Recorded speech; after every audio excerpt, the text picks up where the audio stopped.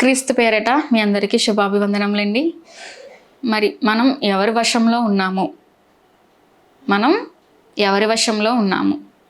వశము అంటే స్వాధీనం. ఒక యజమానుడు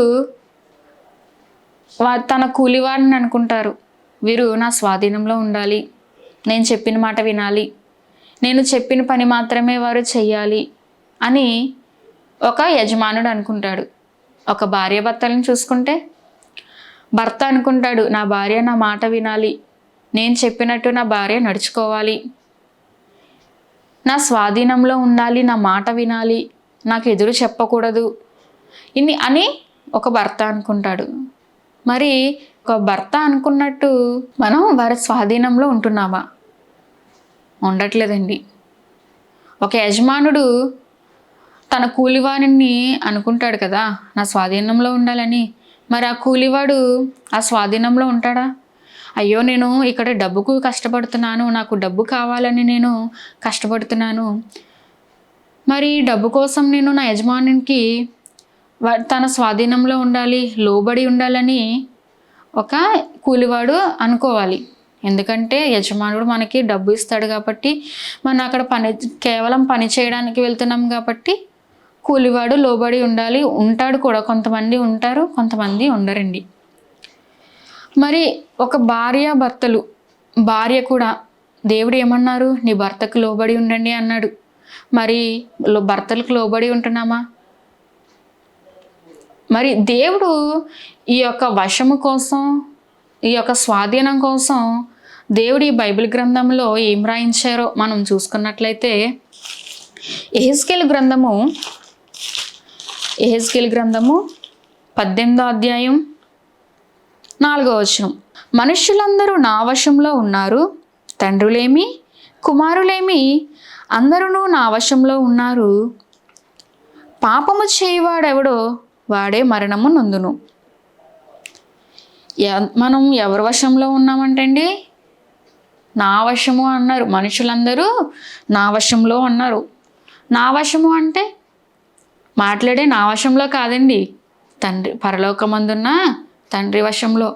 మనం ఆయన స్వాధీనంలో ఉన్నాం. మనందరము కూడా ఎవరి వశంలో ఉన్నాం? తండ్రి వశంలో ఉన్నాం. తండ్రి అంటే ఈ లోకపు తండ్రి కాదండి, మన శరీరం సంబంధమైన తండ్రి వశంలో కాదు, పరలోకమందున్న తండ్రి వశంలో మనమందరము ఉన్నాం. మరి ఒక భార్య ఒక భర్త అనుకుంటాడు, ఒక యజమానుడు అనుకుంటాడు, మీరందరూ నా స్వాధీనంలో ఉండాలని.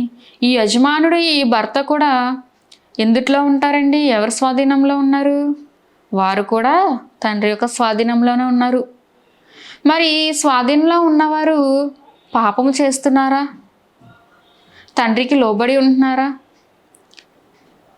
తండ్రిని ప్రేమించే వారిగా ఉంటున్నారా అని మనం చూసుకున్నట్లయితే తండ్రికి ఎవరూ లోబడట్లేదండి.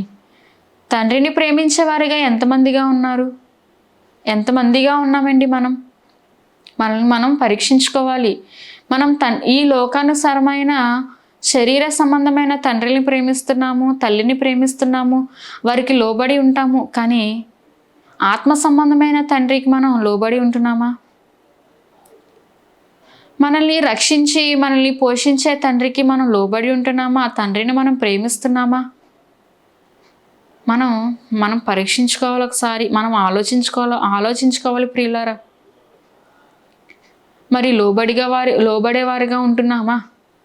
ఈ లోబడే తత్వంతో పాపము చేస్తున్నామా? దేవునికి లోబడకుండా మనం పాపం చేస్తున్నామా? ఈ పాపం కోసం ఎవరైతే మరణం నొందుతారో పాపం కోసం కూడా దేవుడు ఒక మాట రాయించారండి.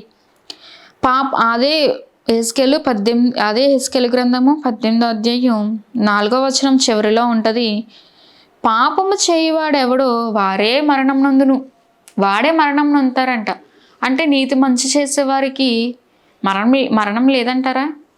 మంచి చేసేవారికి మరణం ఉంది, పాపము చేసేవారికి మరణం ఉంది. వాడే మరణము నొందును అంటే పాపము చేయువాడెవడో వాడే మరణం నొందును. మరణం అంటే పాపము చేసేవారికి ఎటువంటి మరణం అండి? వారు నిత్య అగ్నిలోనికి వెళ్ళిపోతారు. ఆ అగ్నిగుండంలోనికి వారు జారిపోతారు. ఒక్క క్షణం కూడా దేవుడు వారిని ఆలోచించరు. మనం రెప్ప వేసి మూసేలోపు మన ఆత్మ ఎక్కడ ఉంటుంది? అగ్నిలో ఉంటుంది. ఎవరి ఆత్మ అండి? పాపము చేసేవారి ఆత్మ. మరి మంచి చేసేవారి ఆత్మ ఎక్కడికి వెళ్తుంది? నీతి కార్యములు చేసేవారి ఆత్మ ఎక్కడికి వెళ్తుంది? తండ్రి ఉన్న లోకానికి చేరుకుంటుంది. మన ప్రాణం ఎంతసేపు అండి వెళ్ళాలి అంటే?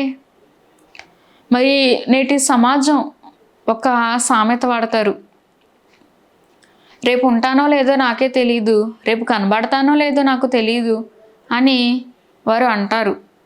కానీ వారికి ఒక బైబిల్ గ్రంథంలో దేవుడు మాట్లాడిన మాటలు వాళ్ళకి తెలీదు. కానీ దేవుడు కూడా అదే విషయం చెప్తున్నారు. మీ మరణం ఎంతకాలము? రెప్పపాటులో మీరు నా దగ్గరికి చేరుకోలేరా? నిన్ను పిలిస్తే మీరు రాలేరా? మీ మరణము కూడా నా వశంలోనే ఉన్నది. మీరు నా వశంలో ఉన్నారు కాబట్టి మీ మరణం కూడా నా వశంలోనే ఉన్నది అని దేవుడు చెప్పుచున్నాడు. మరి ఈ మాటలను ఎంతమంది పట్టించుకుంటున్నారండి? మరి దేవునికి భయము కలిగి భక్తి కలిగి మనం జీవిస్తున్నామా? ఈ మాటలు వింటే ఎంతో భయం పుడుతుంది. అమ్మో నాకు మరణం అంటే భయం అనేవారు కూడా ఈ మాటల్ని పట్టించుకోరు. మరి ఈ మాటలు మనం పట్టించుకోవాలి అంటే బైబిల్ గ్రంథాన్ని మనం చదవాలి. చదివితే దేవుని యొక్క ఉద్దేశాలేంటో, ఆయన యొక్క ప్రేమ ఏంటో మనకి తెలుస్తుంది. మరి మనం ఎవరి వశంలో ఉన్నాము? తండ్రి వశంలో ఉన్నాము. తండ్రి వశంలో ఉండి తండ్రికి లోబడకుండా ఉంటే ఎంత బాధ అండి తండ్రికి. శరీరానుసారమైన తండ్రి చెప్పిన మాట వినకపోతే, ఆ తండ్రికి లోబడకపోతే తండ్రి మనల్ని తిడతాడు, కొడతాడు. మరి పరలోకమందున్న తండ్రి, మన ఆత్మ సంబంధమైన తండ్రికి మనం లోబడకపోతే తండ్రికి బాధ ఉండదా? ఆయన మనల్ని కొట్టడండి. ఎలా కొడతాడు? శోధన ద్వారా. అలా అని దేవుడు మనల్కి శోధన తెస్తాడని కాదు.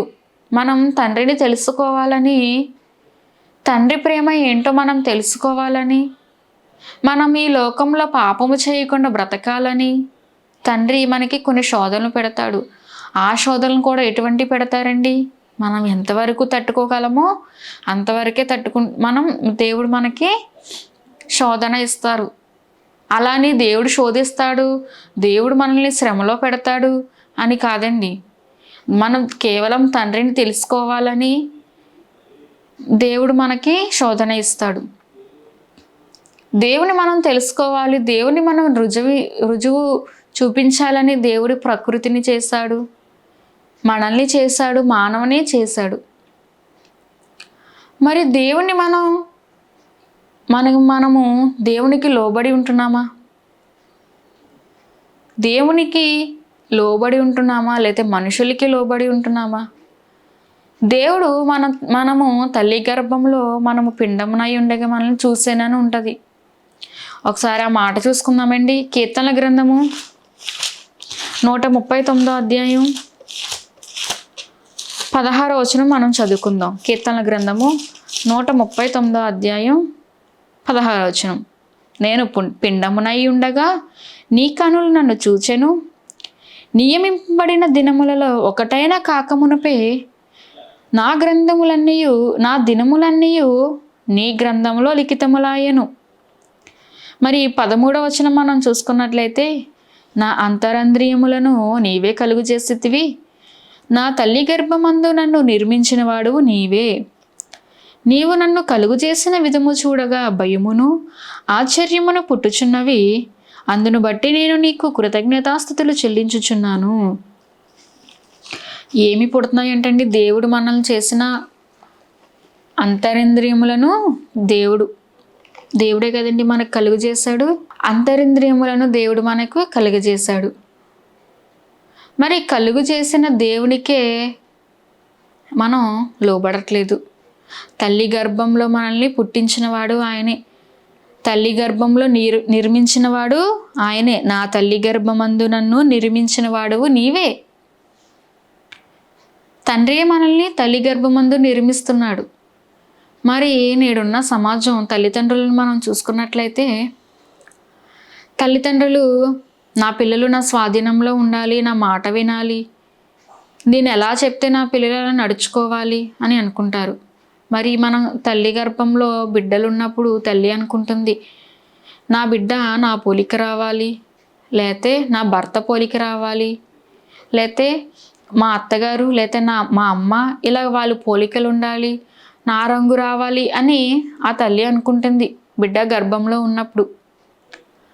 మరి తల్లి అనుకున్న రీతిగా తండ్రి అనుకునే రీతిగా బిడ్డలు పుడుతున్నారా అంటే పుట్టట్లేదండి.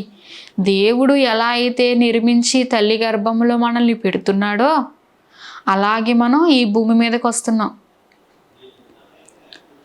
మరి ఇంకో మాట చూసుకుంటే అదే కీర్తనలు 139:14 మనం చూసుకుంటే, నీవు కలుగు చేసిన విధము చూడగా, విధము అంటండి మనల్ని మనం పరీక్షించుకుంటే అద్దంలో ఈ ముక్కు కానీ, చెవులు కానీ, కన్ను కానీ మనకి ఏదైతే ఉన్నాయో ఈ అవయవాలు చూడగా భయమును ఆశ్చర్యమును పుట్టునంట. భయం అంటండి, భయమే కదండి నిజంగా. ఈ అవయవాలను మనం చేసుకోగలమా? ఒక చెయ్యి పోతే ఒక ప్లాస్టిక్ చెయ్యినే పెట్టుకోగలం, ఒక కాలు పోతే ఒక ప్లాస్టిక్ కాల్ని. నిజంగా ఈ చర్మంతో ఆ ఎముకలతో మనం తయారు చేసుకొని మనం పెట్టుకోగలమా? పెట్టుకోలేమండి. అందుకే అంటారు మనము ప్రాణమును తిరిగి తెచ్చుకోలేము, మనకి పోగొట్టుకున్న అవయవాలను మనం తిరిగి తెచ్చుకోలేము. మరి ఈ అవయవాలను మనం ఎంత జాగ్రత్తగా చూసుకోవాలి? మరి శరీరాన్ని, దేవుడు నిర్మించిన ఈ శరీరాన్ని, ఈ అవయవాలని, ఈ యొక్క దేహాన్ని, ఈ యొక్క మానవ దేహాన్ని మనం ఎంత జాగ్రత్తగా కాపాడుకోవాలి? కాపాడుకుంటున్నామా? పాడు చేసుకుంటున్నామా? లోనున్న హృదయాన్ని కానివ్వండి, లోపల అవయవాలు ఉన్నాయి, ఆ అవయవాలని చూడగా ఆశ్చర్యమును భయమును పుట్టుచున్నవి. ఎంత ఆశ్చర్యం అండి! ఈ కన్ను చేయాలంటే మనం చేయలేము, ఈ ముక్కు చేయాలంటే మనం చేయలేము, ఈ వేళ్ళు మనకి చేతికున్న వేళ్ళు, చేతులు, కాళ్ళు, ప్రతిదీ మన ఒంటిలో ఉన్న ఏ అవయవాన్ని మనం చూసుకున్నట్లయితే ఏ అవయవాన్ని మనం చేసుకోలేమండి. సైంటిస్టులు ప్లాస్టిక్వి కనిపెట్టారు, కానీ నిజమైనవి కనిపెట్టలేకపోయారు, ఇప్పటికీ కనిపెట్టలేదండి. కానీ దేవుడు నిర్మించాడు.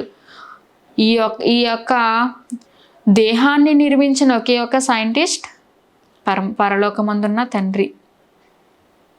మరి ఆ సైంటిస్ట్ మనం తెలుసుకోకుండా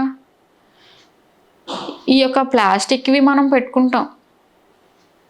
మన యొక్క అవయవాల కోసం ప్లాస్టిక్వి మనం పెట్టుకుంటాం, నిజమైన అవయవాలు పోగొట్టుకున్నాక.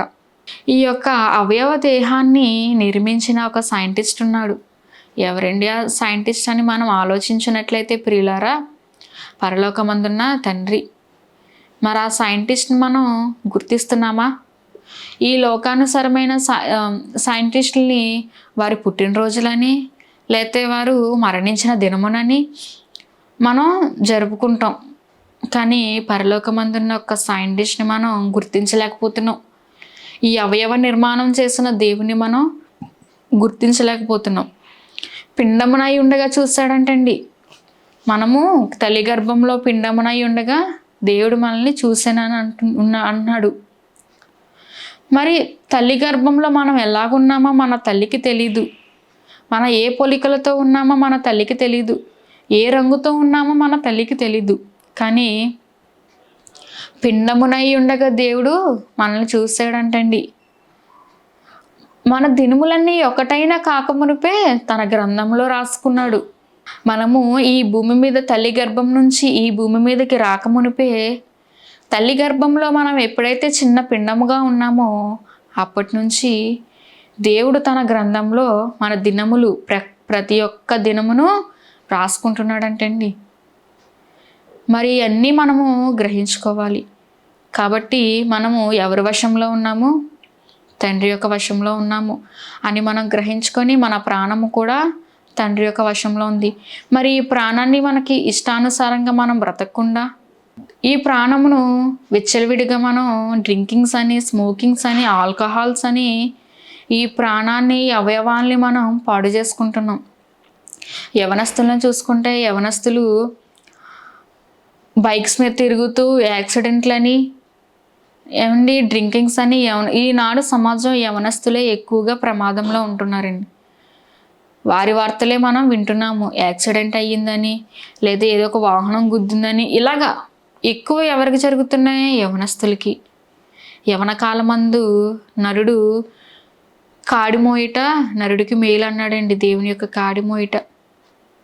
మరి యవన కాలమందు దేవుని పనికి మనం ఉపయోగపడుతున్నామా? యవన కాలమందు మనం దేవునికి ఉపయోగపడేవారిగా ఉంటున్నామా? లేతే మన సుఖాలను చూసుకుంటూ మన శరీరాన్ని మనం పాడు చేసుకునే వారిగా ఉంటున్నామా? ఒకసారి ఆలోచించుకోవాలి ప్రియులారా.